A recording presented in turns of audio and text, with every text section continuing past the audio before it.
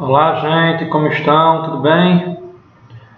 Vamos hoje dar início aí a um novo capítulo. Vocês já viram aí na tela de abertura, não é? Que nós trataremos de um assunto novo hoje. Iniciaremos, portanto, a tratativa do capítulo 3, que trata da periclitação da vida e da saúde. É um capítulo interessante, com vários tipos penais distintos, que vão se dividir em crimes de perigo e crimes de dano. Essa divisão que a gente já fez lá naquela primeira parte, quando discutiu a classificação doutrinária dos crimes. E vimos que os crimes de dano são aqueles que efetivamente atingem o bem jurídico tutelado, o bem jurídico materialmente tutelado. Enquanto os crimes de perigo são aqueles crimes que, em razão da ação do sujeito, colocam em risco real ou em risco abstrato, em perigo concreto ou em perigo abstrato, o bem jurídico tutelado. Então, aqui nesse capítulo, nós vamos ter crimes dessas duas naturezas: crimes de dano e crimes de perigo, e crimes de perigo concreto e crimes de perigo abstrato. Então, vamos dar início pelo primeiro tipo penal desse capítulo, que está disposto lá no artigo 130 do Código Penal. É o chamado perigo de contágio venéreo. Artigo 130. Expor alguém por meio de, e aí prestem atenção, por meio de relações sexuais ou qualquer outro ato libidinoso a contágio de moléstia venérea de que sabe ou deve saber que está contaminado. Pena: detenção de 3 meses a 1 ano ou multa. Então já tem aí algumas questões importantes para a gente ir destrinchando o tipo penal. A primeira delas, a gente começando pelo fim, pelo preceito secundário, é de que se trata de um delito de menor potencial ofensivo, pela pena de 3 meses a 1 ano. Portanto, sendo uma pena menor que 2 anos, nós estamos diante daquela hipótese de competência dos juizados especiais criminais, por tratar-se de delito de menor potencial ofensivo.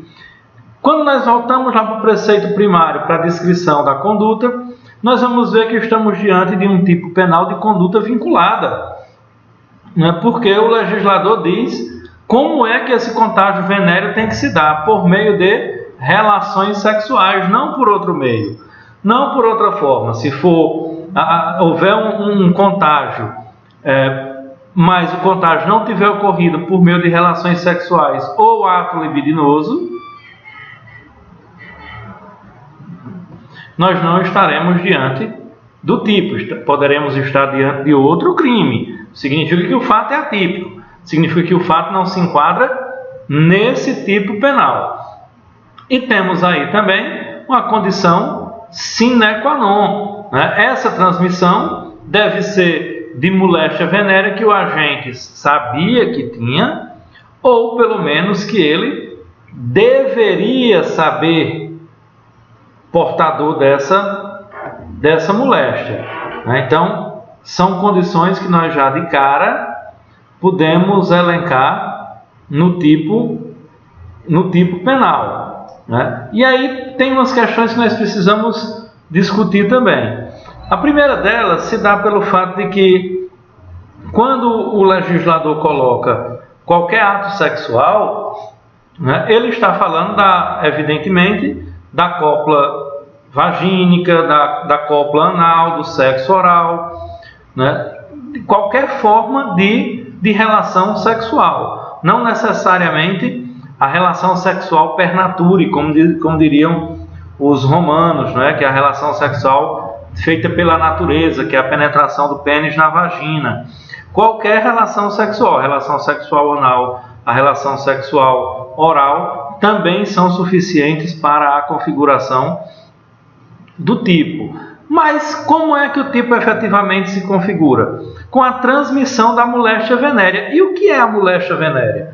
Aí nós temos que lembrar de algumas circunstâncias, de algumas moléstias, como por exemplo o sífilis, como por exemplo a gonorreia, o cancro mole, o papilomavírus, que é conhecido como HPV, né? Qualquer uma dessas modalidades, né, de doença venérea estão contempladas pelo tipo penal. É sempre bom a gente fazer um alerta.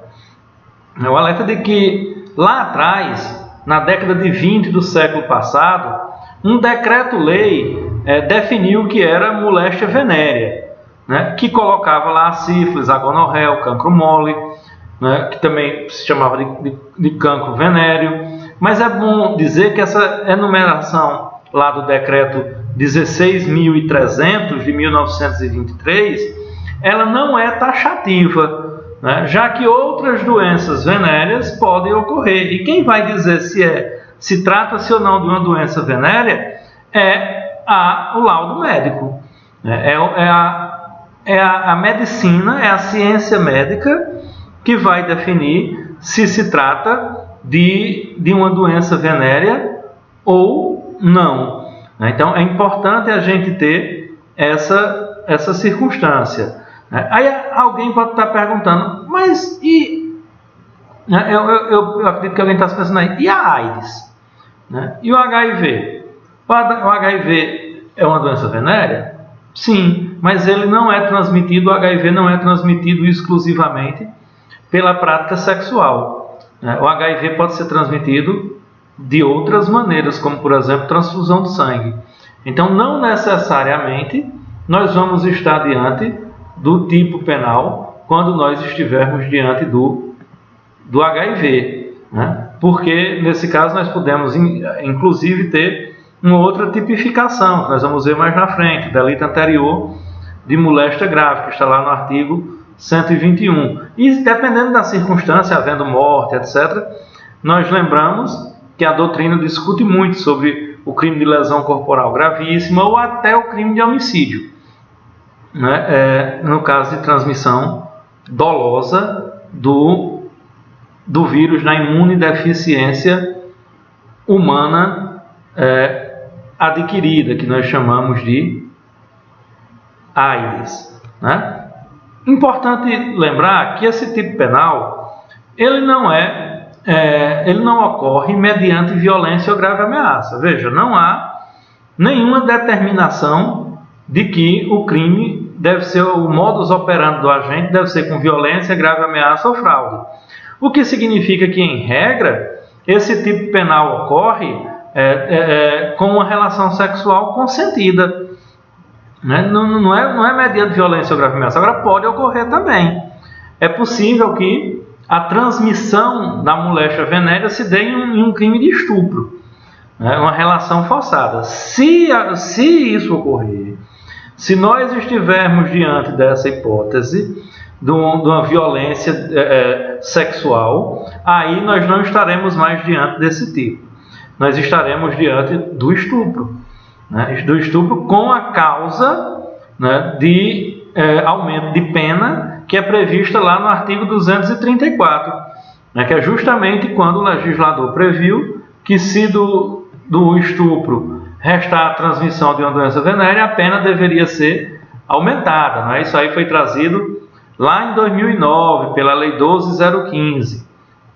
Isso aí todos nós sabemos. Questões interessantes também que a gente não pode esquecer, né? Trata-se aí de um crime comum, né? Pelo que define uma parte da doutrina, já que qualquer pessoa poderia cometer esse crime. Contudo, há uma discussão doutrinária e hoje uma tendência muito mais consistente de se entender esse tipo penal como um tipo penal próprio. Por quê?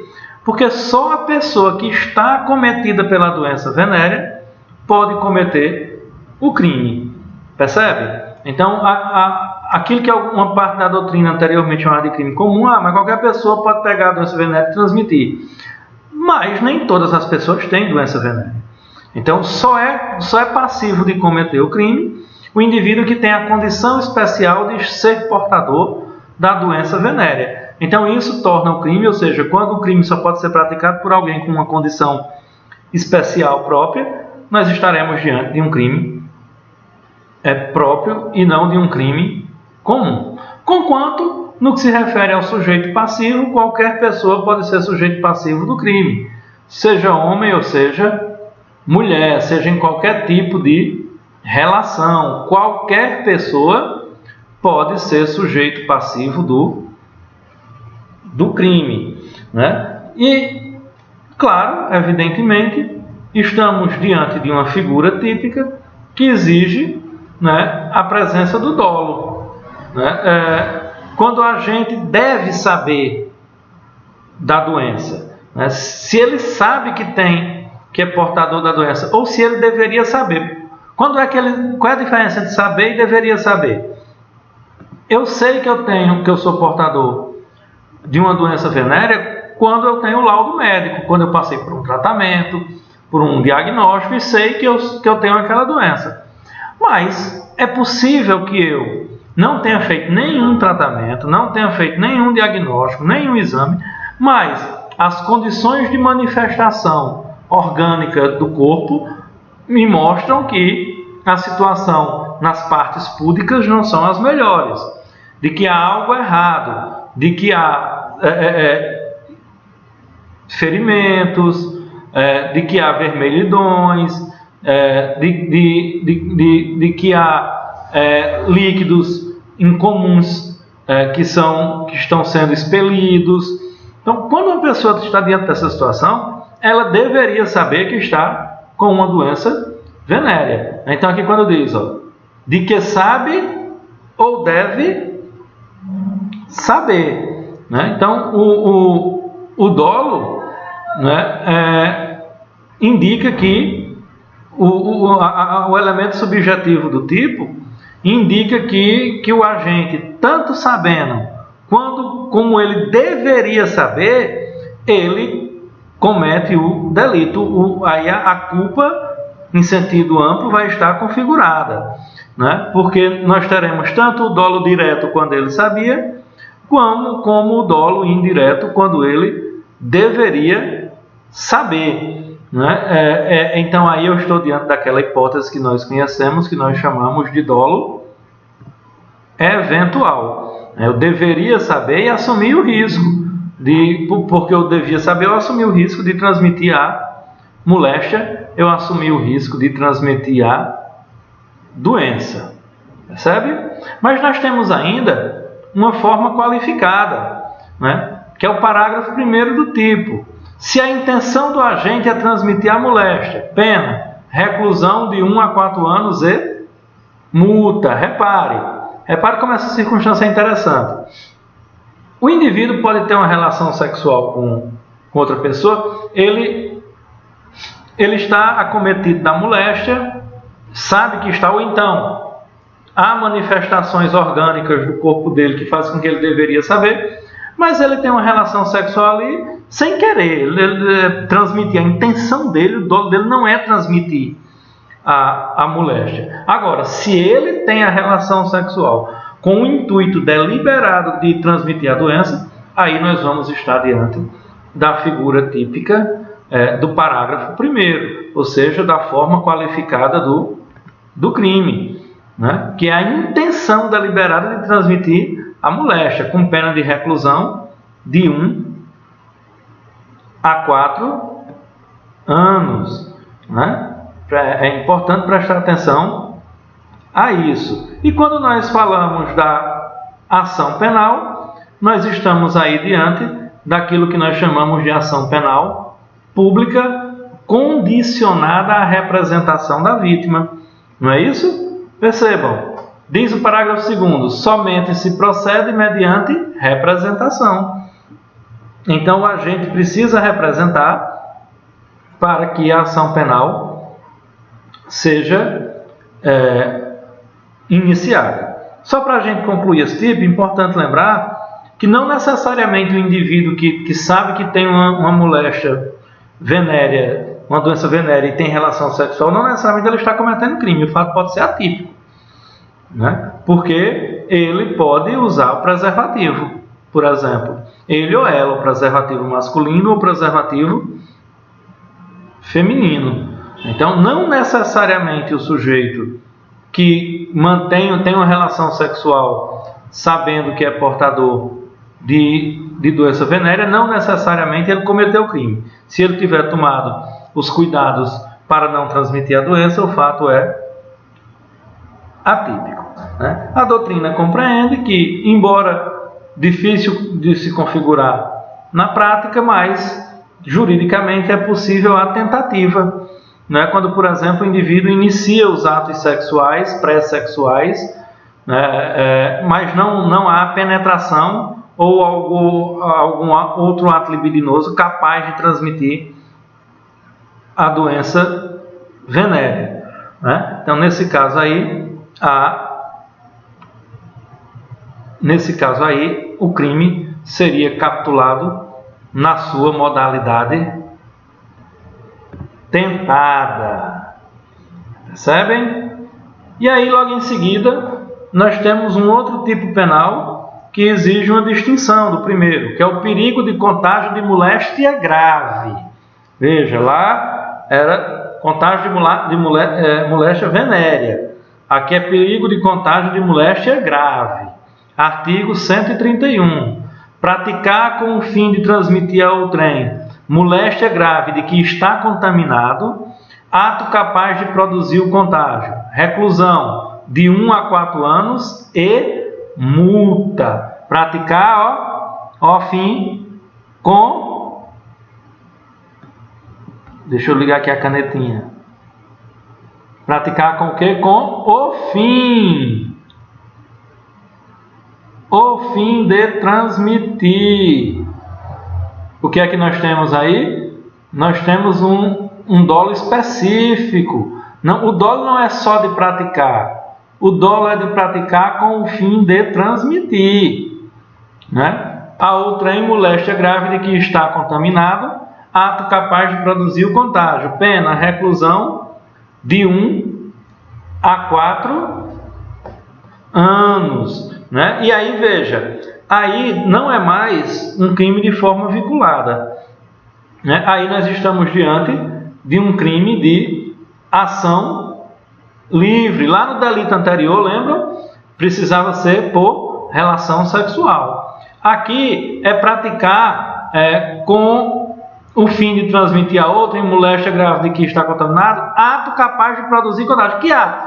Qualquer ato, né? Um beijo, imagine que o sujeito espirra próximo do outro, na cara do outro, sabendo que está contaminado por uma moléstia grave, com o fim de transmitir essa doença. O sujeito que foi lá e pegou o talher do outro e botou na boca, né? Colocou saliva, sua própria saliva na boca do talher do outro em uma distração para transmitir a moléstia, tinha essa intenção. Então, aqui, diferentemente do delito anterior, pode ser qualquer ação, pode ser por qualquer meio. Não existe aqui um meio específico. Então, aqui é um crime de ação livre, que admite qualquer meio de execução. Outro elemento normativo importante aí, que a moléstia deve ser uma moléstia grave, né? Não é qualquer tipo de moléstia. O legislador colocou aí moléstia grave, por exemplo, a tuberculose.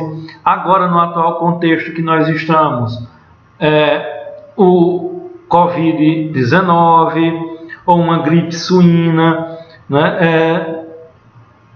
Desde que o agente tenha a intenção, saiba e pratique o ato com o intuito de efetivamente transmitir essa doença, né? E se for uma doença, a AIDS, por exemplo, a AIDS pode ser transmitida por uma transfusão. Lembra daquele negócio no carnaval que uma pessoa com agulha furando as pessoas, etc. Não houve ato sexual ali. Houve a transmissão de uma moléstia grave, que também é venérea, mas não houve ato sexual. Então aí eu não estou diante do delito do artigo 230, eu estou diante do artigo 130, desculpa, eu estou diante do delito do 131, né? O contágio de moléstia grave, né? Então, portanto, é um tipo que se distingue do delito anterior por essas circunstâncias. Primeiro, que não se trata especificamente de doença venérea. Segundo, que o ato não é vinculado, não precisa ser por relação sexual, né?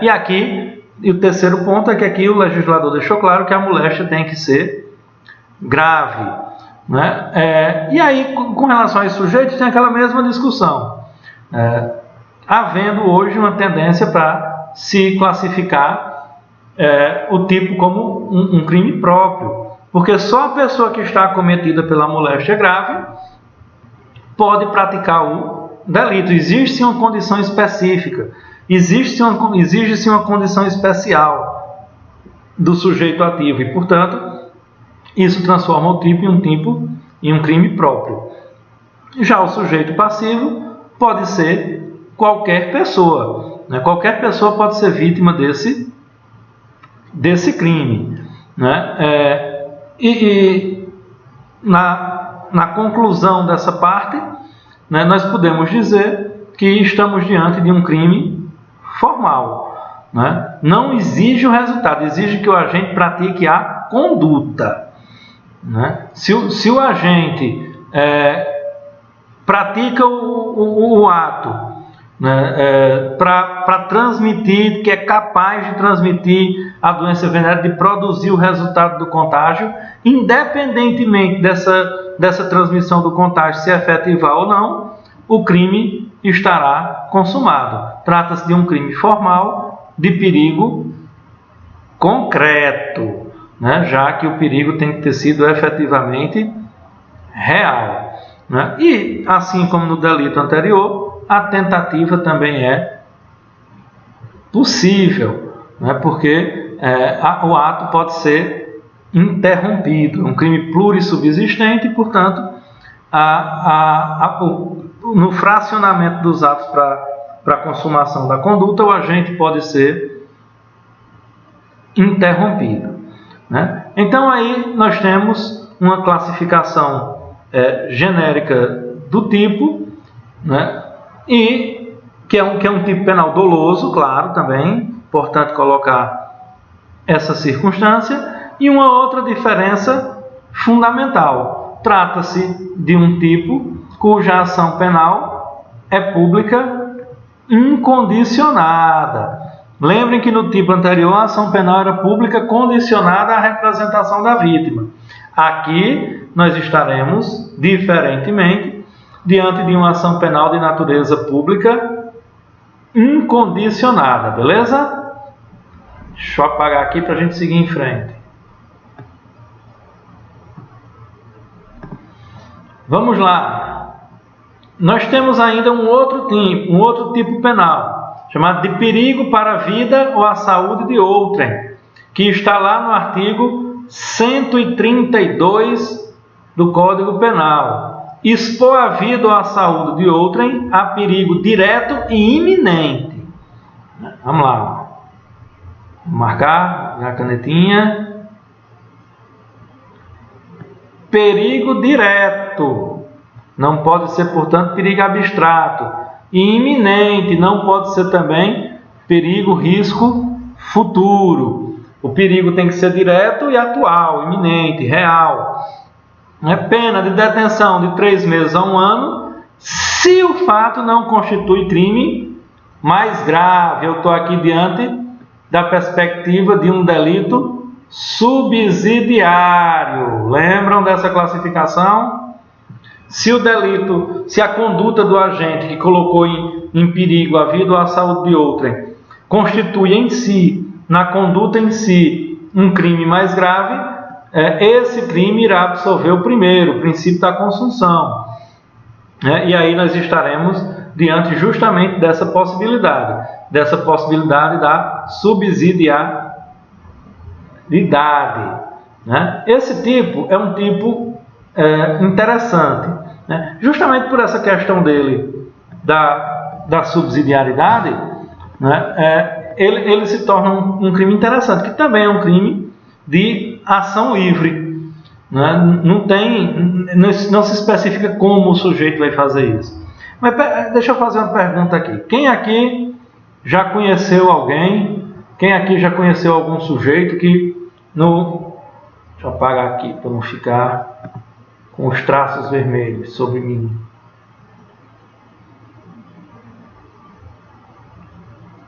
Pronto. Quem aqui já não conheceu alguém que na direção de veículo automotor disse: eu vou tirar um fino ali só para dar um susto?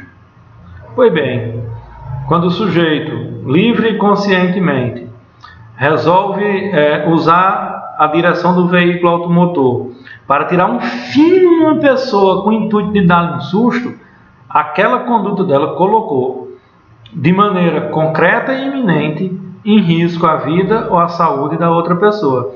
E, portanto, nós vamos estar aí diante da conduta típica do tipo, né? Expor a vida ou a saúde de outro a perigo direto ou iminente. Então, essa coisa de fechar o carro de outra pessoa de forma intencional também. Eu vou lá, aí fecho o cara na rua de forma intencional.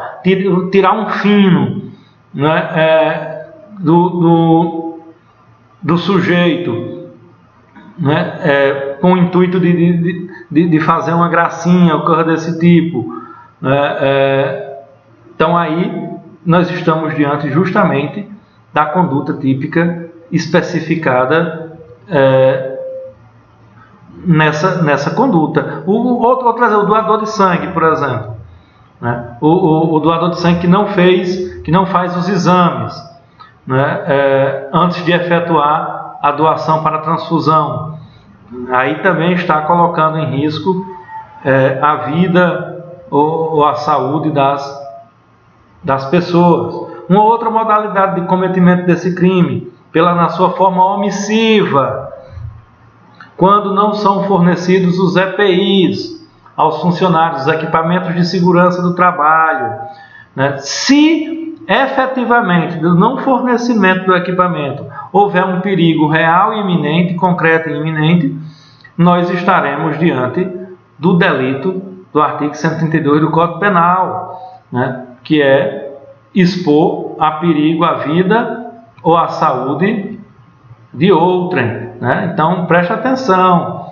lá na questão de segurança do trabalho, né? Que se enquadra o tipo também nessa circunstância, né? Do sujeito que não colocou à disposição dos empregados os seus equipamentos de proteção. É evidentemente um crime comum, né? Este crime aí não exige, vamos lá, nenhuma condição especial de ninguém, do agente. Então, portanto, é um delito comum e também é um delito cujo sujeito passivo pode ser qualquer pessoa. Não se exige característica especial da vítima, nem do agente nem da vítima. Qualquer pessoa pode ser sujeito ativo, qualquer pessoa pode ser sujeito passivo, né? É também um crime que se consuma no momento em que o ato é praticado, né? Que causa evidentemente o quê? O perigo concreto, né? E iminente. Se houver o perigo concreto e iminente configurado, independentemente de se houve ou não um outro resultado, uma outra consequência, o crime estará consumado, né? E a tentativa também é doutrinariamente considerada como possível, né? Trata-se de crime cuja ação só existe na modalidade dolosa, não existe previsão culposa para o delito em exame. Né? Aí tem um debate na doutrina que diz respeito ao disparo da arma de fogo. Né? Sujeito que dispara arma de fogo em lugar público está colocando em perigo a vida ou a saúde de outrem, de um número determinado de pessoas, etc. A resposta é sim. O disparo de arma de fogo em via pública ou em direção de via pública coloca em risco, evidentemente, em perigo a vida ou a saúde de pessoas.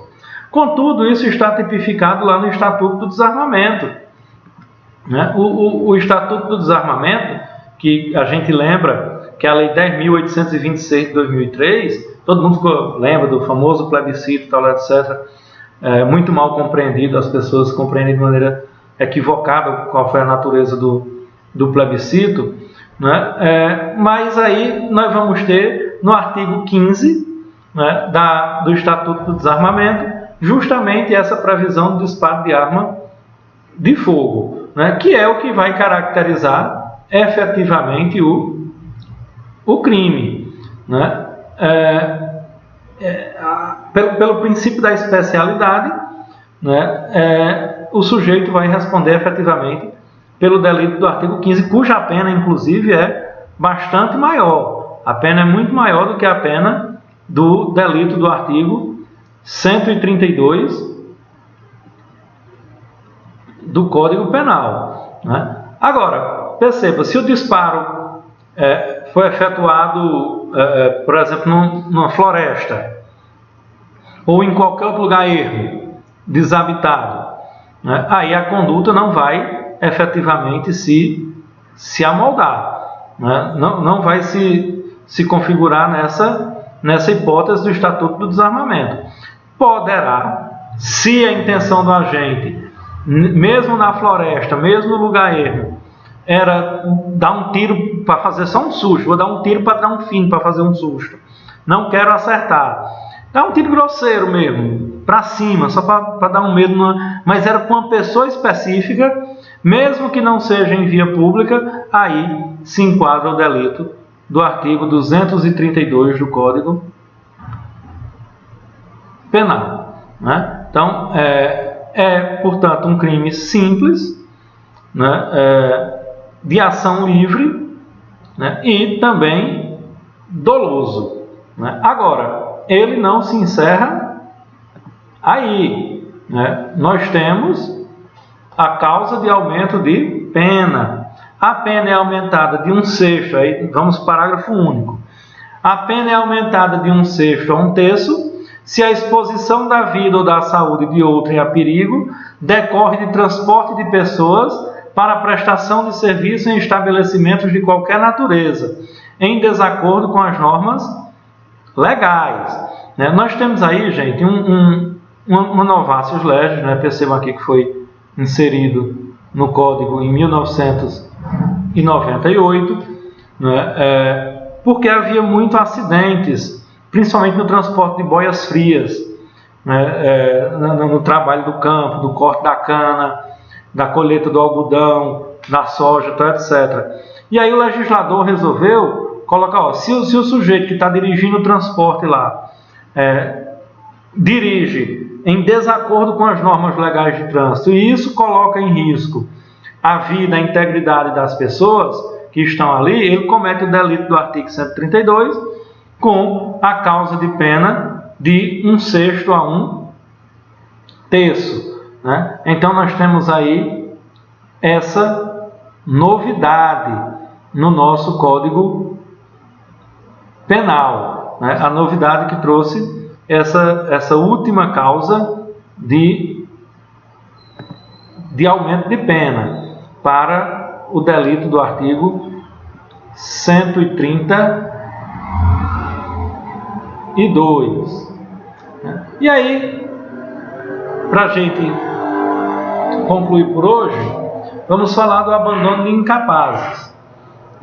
Abandonar a pessoa que está sob o seu cuidado, guarda, vigilância ou autoridade e por qualquer motivo incapaz de defender-se dos riscos resultantes do abandono.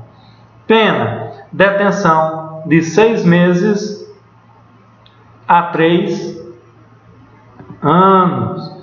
Né? Aí nós temos um tipo penal que também visa proteger a integridade, né? A incolumidade da saúde, da vida, da integridade das pessoas, mas que agora se dirige a uma circunstância muito específica, né? A uma circunstância muito peculiar, que é o abandono de pessoa incapaz, né? É abandono de incapaz, não é o abandono de qualquer pessoa, né? Então, o que é que nós temos aí?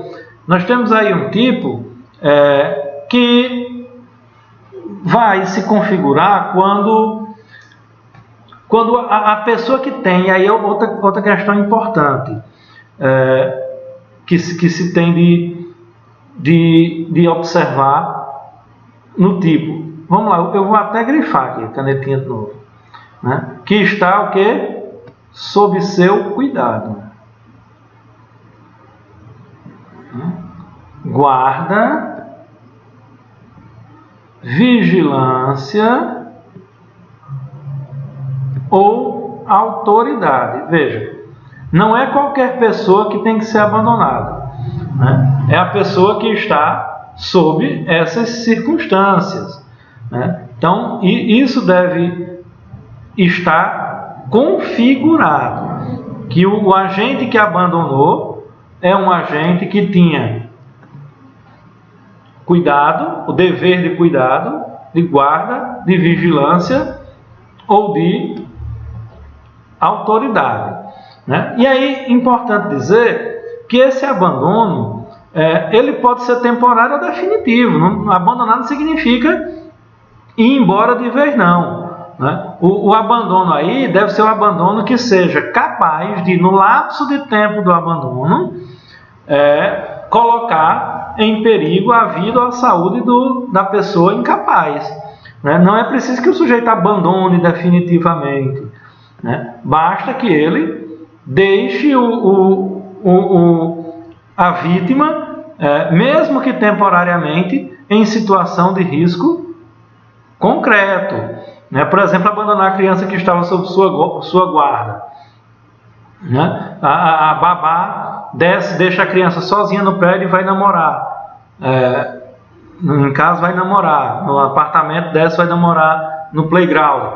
A criança que está ali na casa, a criança ela pode, ainda pelo seu estágio de imaturidade, se sufocar com um saco plástico, colocar o dedo na tomada, cair da janela, ligar o fogão e provocar uma explosão, cair da cama dependendo da idade.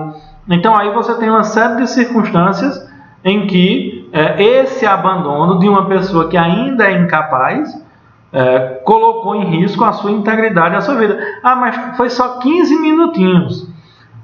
É irrelevante. É irrelevante. Se nesses 15 minutos houve o evento ou foi um tempo suficiente para que houvesse o evento, o crime vai estar configurado, né? Porque deixou a pessoa que estava sob os seus cuidados. Portanto, é um crime próprio, né? Por quê? Porque não é qualquer pessoa que pode cometer esse crime. Só quem pode cometer esse crime é quem está na guarda, né? Se não estiver na guarda, na tutela, no cuidado, né? Não é possível cometer esse crime. Pode cometer outro. Pode cometer o crime de omissão de socorro, por exemplo. Mas se eu não estou nem na vigilância, nem na guarda, nem no cuidado, eu não posso ser sujeito ativo desse delito, né? E o sujeito passivo, evidentemente, é a pessoa que está sob cuidado, guarda ou vigilância, né? Ou sob a autoridade da pessoa que a abandonou. É aquela pessoa que é incapaz, ou seja, a pessoa que é incapacitada de se defender dos riscos que podem surgir em decorrência desse abandono, né? E quando é que se consuma? É quando o mal acontece? Quando o evento acontece, o sinistro? Não. O crime vai se consumar quando, havendo abandono, houve uma situação concreta de perigo. Não é preciso que o perigo tenha efetivamente ocorrido. Não é preciso que o incapaz tenha efetivamente sofrido o dano, o sinistro, mas o risco real aconteceu lá. A criança ficou na janela, foi para o lado de fora da janela do apartamento, enquanto a babá estava lá embaixo namorando. A babá viu, os vizinhos viram, alarmaram, a babá correu e tirou a criança. O crime foi consumado ou tentado? Foi consumado. Porque o tempo foi suficiente, o tempo do abandono foi suficiente para que houvesse um risco concreto. Né? Agora, o que é que a gente tem só que distinguir? É que se tratasse de recém-nascido, né, aí nós podemos estar diante de outra figura. Podemos não, nós provavelmente estaremos diante da figura do delito do artigo 134 do Código Penal, né? Mas aí a gente vê em outro momento. Para a gente concluir, parágrafo 1º, se do abandono resulta lesão corporal de natureza grave, pena reclusão de 1 a 5 anos. E se resulta morte, pena reclusão de 4 a 12 anos. Claro que essas duas figuras aí só existem na perspectiva do préter dolo, na perspectiva da figura préter dolosa. Porque se o agente queria o resultado morte, efetivamente ele vai responder pelo delito do artigo 121. Se ele queria efetivamente o resultado lesão corporal de natureza grave, ele vai responder lá pelo artigo 129 nas expectativas da lesão corporal de natureza grave, né? Então essas são, digamos assim, as questões importantes que nós tínhamos que discutir nesse nosso encontro de hoje, né? E concluindo apenas com as causas de aumento de pena, né, do parágrafo 3º. As penas culminadas nesse artigo aumentam-se de 1/3 se o abandono ocorre em lugar ermo, se o agente é ascendente ou descendente, cônjuge, irmão, tutor, curador da vítima, ou se é maior de 60 anos, hipótese incluída pelo Estatuto do Idoso. Beleza? Com essas considerações, nós concluímos essa primeira parte do capítulo 3º. Nos encontramos na nossa próxima aula para dar sequência ao capítulo 3º da periclitação da vida e da saúde. Ok? Abraço. Tchau.